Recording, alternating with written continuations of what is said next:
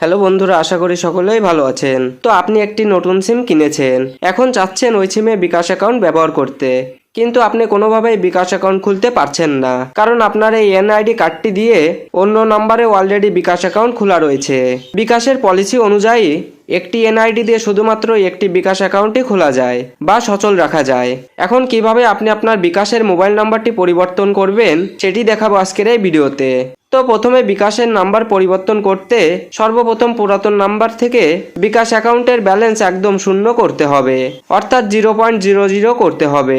দ্বিতীয় স্টেপে বিকাশে কোনো লোন থাকলে লোনটি পরিশোধ করতে হবে এবং সেভিংস থাকলে তাও আগে থেকেই বন্ধ করে নেবেন। তো এই দুটি স্টেপ কমপ্লিট হলে আপনাকে আপনার এনআইডি কার্ড বা জাতীয় পরিচয়পত্র এবং আপনার পুরাতন সিম সহ মোবাইল ফোনটি নিয়ে চলে যেতে হবে বিকাশের গ্রাহক সেবায়। আপনার নিকটস্থ গ্রাহক সেবার লোকেশনে আপনি চলে যাবেন। তারপর বিকাশের গ্রাহক সেবায় আপনি বলবেন আপনি আপনার বিকাশ অ্যাকাউন্টের নাম্বারটি পরিবর্তন করতে চান। এরপর তারা আপনার অ্যাকাউন্টটি পার্মানেন্টলি ক্লোজ করে দিবে, ফলে আপনার এনআইডি কার্ডটি একদমই ফ্রি হয়ে যাবে।